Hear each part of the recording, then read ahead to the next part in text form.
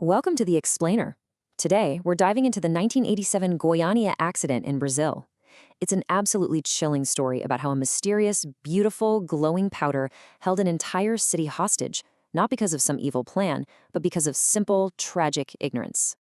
So let's just start with a question that gets right to the heart of this. If you found something that glowed with this incredible, beautiful light, what would you do? Would your curiosity just take over? Would you want to touch it? It's that very human impulse that really explains how this disaster spiraled so completely out of control. And there it is, straight from the source, so to speak. This is how the men who first found the radioactive material described it: a mysterious and intriguing blue light. That fatal beauty, right? That pull towards something you just don't understand. It's at the very heart of this story. All right, so let's get into it. This whole thing kicks off not in some high-tech lab, but in a dusty, derelict, and abandoned clinic right in the middle of Goiânia, Brazil. You know, a disaster like this doesn't just happen overnight. The stage was set by years of just complete institutional failure. A private clinic moves in 1985, but literally just leaves a highly radioactive therapy machine behind. Then, a legal battle stops one of the owners from removing what he himself called the caesium bomb. And by September of '87, even the security guard had stopped showing up. It was the perfect storm. And this is what's so mind-boggling.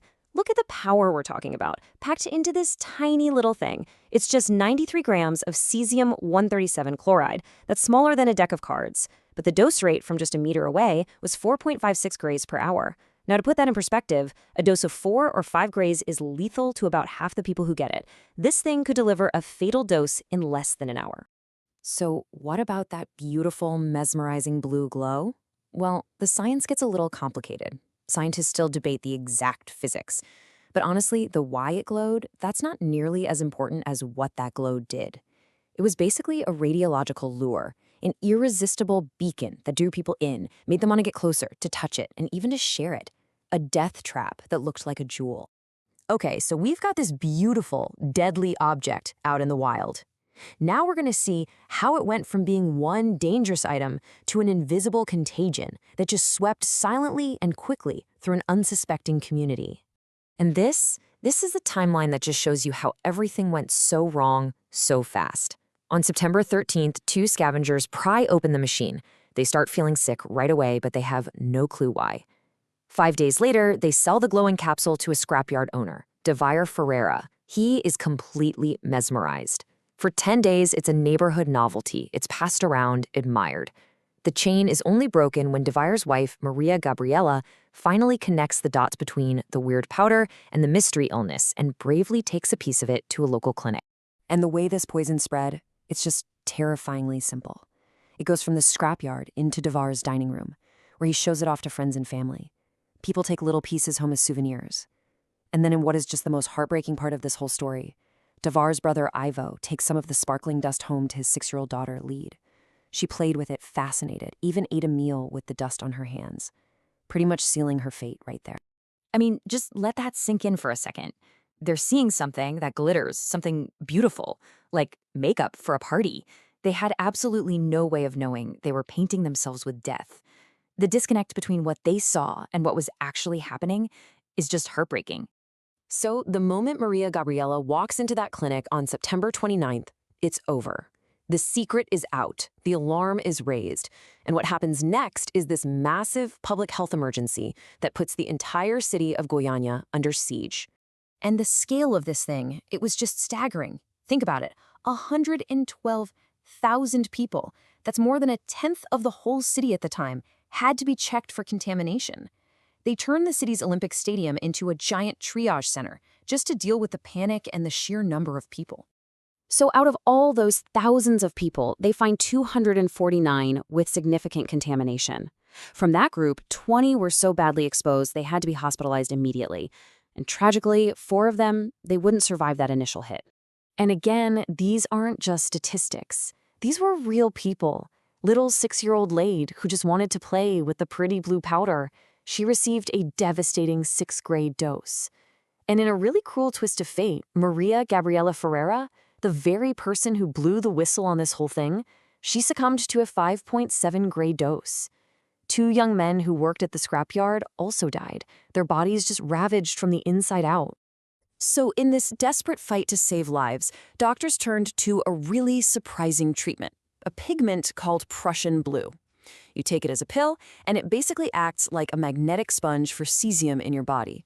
It grabs onto the radioactive particles in the intestines, stops them from getting back into the bloodstream, and flushes them out, which drastically sped up the body's ability to get rid of the poison.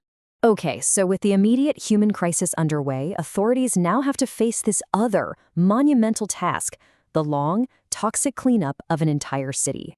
And the cleanup, man, it was just brutal. Because the cesium was a powder and it was soluble, it was everywhere. In the dirt, on the roofs, absorbed into the concrete walls of houses. They literally had to tear down 7 houses. They scraped away the topsoil from huge areas. It was an absolutely massive undertaking. And the result of all that work? 3,500 cubic meters of radioactive waste. That is enough contaminated dirt, concrete, furniture, you name it, to fill more than an Olympic-sized swimming pool. It's almost impossible to believe that all of that came from just 93 grams of powder. So where is all that waste now?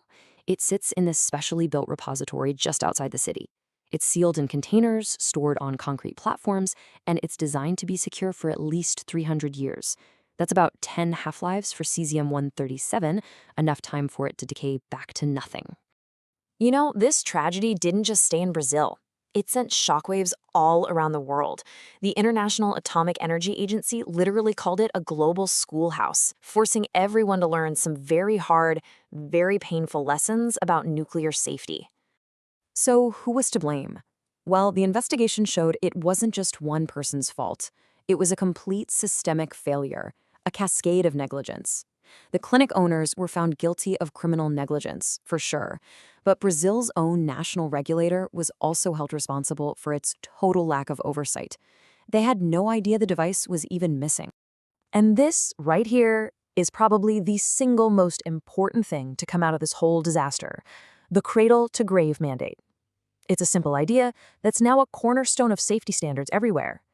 Every single radioactive source has to be tracked and licensed from the day it's made to the day it's safely disposed of. The whole point is to make sure a radioactive source can never be orphaned like this again, ever.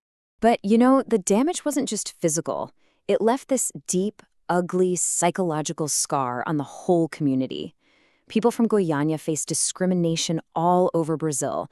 Products from the area were boycotted, and the city got this horrible nickname, Goiânoble, linking them forever to a disaster that happened halfway across the world.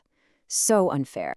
When you really boil it down, the Goiânia accident is just this terrifying reminder that you don't need a reactor meltdown for a nuclear disaster.